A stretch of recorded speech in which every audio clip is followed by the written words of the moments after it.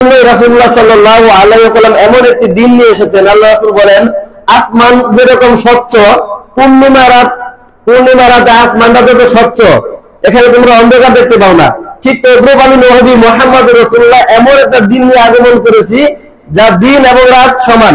দিন যেরকম আলোকিত, রাতেও কি আলোকিত, ঠিক তেমনি ভাবে ইসলাম ধর্মটাও এত স্বচ্ছ এবং পরিচ্ছন্ন। তো আমরা যে দিনটা উপনীত হয়েছে এটাকে বলা হয় ঈদ উল ফিতর। এখন ঈদ শব্দের অর্থ কি? ঈদ শব্দের অর্থ হচ্ছে বারবার ফিরে আসা, বারবার ফিরে আসা। আরবি আদা ইয়াউদু ঈদান, আদা ইয়াউদু ঈদান শব্দ থেকে উদ্গত, অর্থাৎ এর অর্থ হচ্ছে বারবার যে জিনিসটা ফিরে আসে তাকে বলা হয় ঈদ। আবার বাংলা অর্থ করলে মানে ঈদ মানে আনন্দ, ঈদ মানে খুশি, এটাও একটা অর্থ হতে পারে। যেহেতু এখানে ঈদ উল ফিতরের দিন অথবা ঈদ উল আযহার দিন আমরা মোটামুটি ভাবে কি করি, শরীয়ত মোতাবেক কিছু আমরা আনন্দ ফুর্তি আমরা করি, যা রাসূলুল্লাহ সাল্লাল্লাহু আলাইহি ওয়াসাল্লামের জামানায়ও এটা করা হয়েছে। এরপর এই ঈদের প্রচলন কখন থেকে শুরু হয়? ঈদের প্রচলন শুরু হয় রাসূলুল্লাহ সাল্লাল্লাহু আলাইহি ওয়াসাল্লাম যখন মক্কা থেকে মদিনায় গেলেন। মক্কা থেকে মদিনায় যখন হিজরত করলেন তখন তিনি দেখলেন তৎকালীন সময়ে মদিনার লোকেরা কি করতেছে, দুইটা দিনের পরে কি করে খেলাধুলা করে। আল্লাহ রাসূল জিজ্ঞেস করলো তোমরা কি করো, এই যে তোমরা দুইটা দিন যে খেলাধুলা করো এটার উদ্দেশ্যটা কি? তখন ওই তৎকালীন জাহেলি যুগের ওই লোকগুলা বললো এটা আমরা আমাদের বাপ দাদা থেকে পেয়েছি, আমাদের বাপ দাদারা যুগ যুগ ধরে এরকম বছরে দুইটা দিন থাকে, এই দুইটা দিনের ভিতরে আমরা খেলাধুলা করি, অতএব আমরা এটা বাপ দাদা থেকে পেয়েছি, জাহেলি যুগ থেকে এটা করে আসতেছে, অতএব তারই ধারাবাহিকতায় আমরা এই দুই দিন কি করি, খেলাধুলা করি। তখন আল্লাহ রাসূল সাল্লাল্লাহু আলাইহি ওয়াসাল্লাম বলেন ইয়া আবু বকর, হে আবু বকর, ইন্না লিকুল্লি কওমি ঈদান, নিশ্চয় প্রত্যেকটা জাতি রয়েছে উৎসবের দিন, নিশ্চয় প্রত্যেকটা জাতি রয়েছে উৎসবের দিন। ওয়া হাযা ঈদুনা, আমি তোমাদেরকে দুইটা উৎসব দিলাম, একটা ইয়াউমুল আযহা ওয়া ইয়াউমুল ফিতর, একটা ঈদুল আযহা আর একটা কি ঈদুল ফিতর। বিষয়টা বুঝতে পারছেন? মানে ওই দেখেন ওদের জাহেলি যুগের ওই কৃষ্টি কালচারটা, ওদের যে ওই সময় মানে ধর্মীয় যে আচার অনুষ্ঠানগুলো ছিল ওটাকে রদ করার জন্য শরীয়ত সম্মত আল্লাহ রাসূল সাল্লাল্লাহু আলাইহি ওয়াসাল্লাম কি দিলেন, দুইটা ঈদ নির্ধারণ করলেন। জাহেলি যুগের কথাকে কি করলেন, বিলুপ্ত করলেন। এটাই নবী মুহাম্মদ রাসূলুল্লাহ সাল্লাল্লাহু আলাইহি ওয়াসাল্লামের মানে মিশন ছিল। যেখানে ছিল অজ্ঞতা, যেখানে ছিল মূর্খতা, যেখানে ছিল জাহালাত, সেখানে আল্লাহ নবী মুহাম্মদ রাসূলুল্লাহ সাল্লাল্লাহু আলাইহি ওয়াসাল্লাম হেদায়েতের আলোক বর্তিকা তিনি ওখানে কি করলেন, আলোক বর্তিকার মাধ্যমে কি করলেন, ওটাকে তারা আল্লাহ রাসূল সাল্লাল্লাহু আলাইহি ওয়াসাল্লাম পরিশোধিত করে দিলেন যে তোমরা যুগে যুগে জাহেলি যুগ থেকে যে কাজটা করে আসতেছো এটা তো কোনো ভিত্তি নাই। এখন আল্লাহ প্রদত্ত এমন একটা নিয়ামত দিলাম, ইয়াউমুল ফিতর, ইয়াউমুল আযহা, এটা ঈদুল ফিতর, এটা ঈদুল আযহা, তোমরা কি করো, এই দুইটা জিনিস কি করো, উদযাপন করো। অর্থাৎ জাহেলি যুগের ওই কাজটার ভিতরে বরকত নাই, এই কাজটার ভিতরে কি আছে, বরকত আছে। অর্থাৎ জাহেলি যুগের কথাকে বিলুপ্ত করে ইসলামী পন্থা আল্লাহ রাসূল সাল্লাল্লাহু আলাইহি ওয়াসাল্লাম এখানে এস্টাবলিশ করলেন।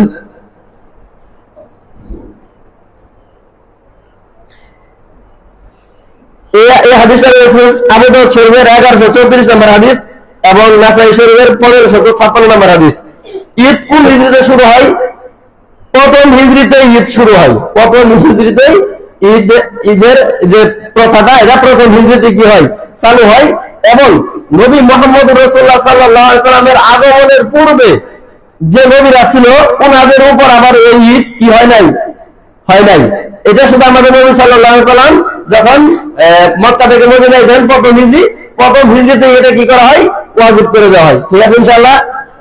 এই ঈদুল ফিতর অথবা ঈদুল আযহা এই দুইটা নামাজের বা ওই দুইটা দিনের হুকুম হচ্ছে এটা ওয়াজিব। এটা কি ওয়াজিব, আমরা যে সালাতটা আদায় করলাম এটাও কি ওয়াজিব। ঠিক আছে, এটার হুকুম হচ্ছে এটা। ইমাম আবু হানিফা এবং ইমাম ইবনে তাইমিয়া ওনারা ঐক্যমত পোষণ করে বলেছেন যে ঈদুল ফিতরের সালাত আদায় করা কি ওয়াজিব। এখন ঈদুল ফিতরের কিছু করণীয় আছে যে কাজগুলো আমাদের অতীব জরুরি। এর ভিতরে হচ্ছে গোসল করা, সর্বপ্রথম কি করা, গোসল করা। কারণে আব্দুল্লাহ ইবনে ওমর আমল ছিল, একটা ছিল ইয়াউমুল ফিতর ওয়াল আযহা, তিনি ঈদুল ফিতর এবং ঈদুল আযহা কি করতেন, গোসল করতেন। আল্লাহ রাসূলের সাহাবা হযরত ওমর রাদিয়াল্লাহু তাআলা এর সন্তান আব্দুল্লাহ ইবনে ওমর কি করতেন, তিনি ঈদুল ফিতরে সর্বপ্রথম কি করতেন, গোসল করতেন।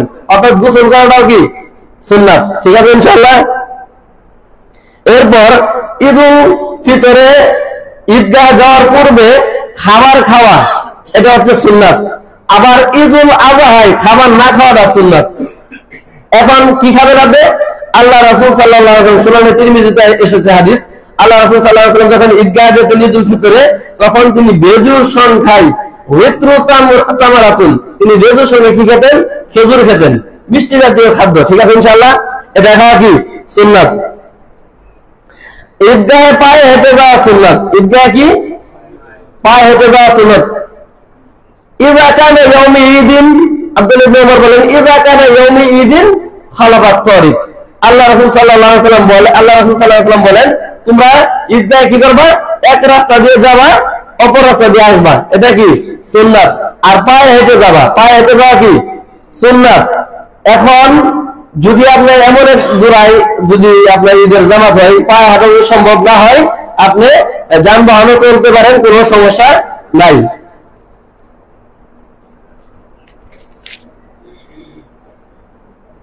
ঈদের দিন রাসূলুল্লাহ সাল্লাল্লাহু আলাইহি ওয়াসাল্লাম কি ধরনের পোশাক পরতেন? ঈদের দিন রাসূলুল্লাহ সাল্লাল্লাহু আলাইহি ওয়াসাল্লাম কি ধরনের পোশাক পরতেন? আল্লাহ রাসূল সাল্লাল্লাহু আলাইহি ওয়াসাল্লাম ঈদের দিন তিনি উত্তম পোশাক পরিধান করতেন। ঈদের দিন কি করতেন? উত্তম পোশাক পরিধান করতেন। রাসূলুল্লাহ সাল্লাল্লাহু আলাইহি ওয়াসাল্লামের দুটি জামা ছিল। একটি দিয়ে কি করতেন, তিনি প্রতি জুমাবারে জুমা পড়াইতেন, আবার ঈদের সময় কি করতেন, ঈদের দিন পড়তেন তিনি। অর্থাৎ দুটা জিনিস, দুটা জামা ছিল স্পেশালিস্ট, যেটা ঈদুল ফিতরের জন্য এবং জুমার জন্য। তো এটা বিষয় হচ্ছে যে উত্তম পোশাক পরিধান করতে গেলেন রাসূল সাল্লাল্লাহু আলাইহি ওয়াসাল্লাম। এখন নতুন কাপড় চোপড় পরা কি নাজায়েজ? না, নতুন কাপড় চোপড় পরা নাজায়েজ না। সুনানে তিরমিজির হাদিসে এসেছে, আল্লাহ রাসূল সাল্লাল্লাহু আলাইহি ওয়াসাল্লাম বলেন, ইন্নাল্লাহা তাআলা ইউহিব্বু আইয়ারা আসারা নি'মাতিহি আলা আবদিহি। নিশ্চয় আল্লাহ তাআলা তার বান্দার প্রতি লক্ষ্য করে এটাই যে আমি বান্দাকে যে নিয়ামত দিয়েছি, সে নিয়ামত অনুসারে সে কি করবে, সেই নিয়ামতের বহিঃপ্রকাশ করবে।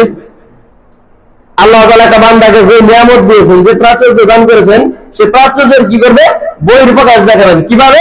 পোশাকের মাধ্যমে, খাবার দাবারের মাধ্যমে। আপনি যে মানের কামাই করেন, যে মানের রোজগার করেন, ওই মানের পোশাক পরবেন, ওই মানের খাবার খাবেন, কোনো সমস্যা নাই।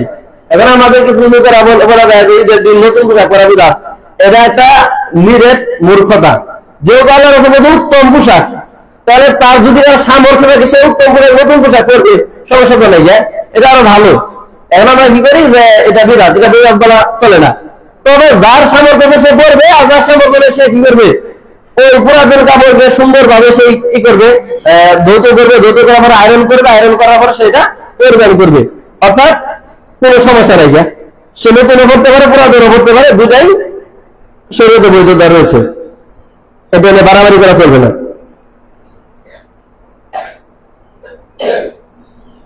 এখন ঈদুল ফিতরের যে বিষয়গুলা, এইগুলো ঈদুল ফিতরের সুন্নাত সংক্ষিপ্ত বললাম, কারণ সময় নাই, আলোচনা সংক্ষিপ্ত করতে হবে। এগুলা কি সুন্নাত। এই সুন্নাতকে পালন অধিকাংশ লোকেরা করেই না। এই সুন্নাতের বিপরীতে আমরা এই নিয়ামতপূর্ণ যে দিনটা আল্লাহ তাআলা আমাদেরকে নিয়ামত স্বরূপ দিয়েছেন, এই নিয়ামতপূর্ণ দিনটাকে আমরা কলুষিত করে ফেলি, করি কিনা? যেমন এই ঈদুল ফিতরে চন্দ্র উদিত হওয়ার পরে দিয়ে মনে করবেন এক শ্রেণীর লোকেরা কি করে, পটকাবাজি করে, আতশবাজি করে কিনা? ভাই, পটকাবাজি করে, আতশবাজি করে শরীরে গায়ে গেছে। হিন্দুরা দুর্গা পূজার ভিতরে নাচ গান নিয়ে ব্যস্ত থাকে, বিভিন্ন বড় বড় ডেস্ক বাজায়, সাউন্ড বক্স বাজায়। এখন আমরাও সাউন্ড বক্স বাজালাম, আমরাও পটকাবাজি করলাম। তাহলে ইসলাম শান্তির ধর্ম আর সনাতন ধর্ম পার্থক্য কি রইল? একই হয়ে গেল। তাহলে এটা কার জন্য হলো? এক শ্রেণীর মুসলমানের জন্য হলো। কারণ 30 দিন সাওম পালন করে আমরা এটাই কি শিখলাম? 30 দিন সাওম পালন করে আমাদের তাকওয়া এটাই, চন্দ্র উদিত হওয়ার সাথে সাথে আমরা কি করবো? পটকাবাজি করবো, গান বাজাবো, ডেক্সেট বাজাবো, বন্ধু বান্ধব নিয়ে ঘুরে বেড়াবো। এটা তো 30টা সাওমের শিক্ষা না। 30টা সাওমের শিক্ষা হচ্ছে যে আমরা কিভাবে তাকওয়া অর্জন করতে পারি। 30টা সাওম রাখলাম, বাকি যে আমাদের 11টা মাস রয়েছে, 11টা মাসের ভিতরে আমরা যেন কি করতে পারি, শিখে 30 দিনের শিক্ষা নিয়ে ভাগে 11টা মাস যেন আমরা সুন্দরভাবে আমল করতে পারি, এটা আমাদের কি সাওয়াম আমাদেরকে শিক্ষা দেয়। এখন আমরা কি করি, এটার পরিবর্তে আমরা এই ঈদটাকে আমরা পূর্ণ শুরু করে ফেলি। ঈদ একটা বড় নিয়ামত। এখানে আমরা 2 রাকাত ঈদের সালাত আদায় করলাম, খুতবা দিচ্ছি, খুতবা শুনলাম, এটা কি নিয়ামতপূর্ণ জিনিস না? এই নিয়ামতপূর্ণ জিনিসটাকে আমরা কি করি, খারাপ কাজে আমরা ব্যয় করে ফেলি। তো এই ঈদ উল ফিতরের বর্জনীয় একটি বিষয় হচ্ছে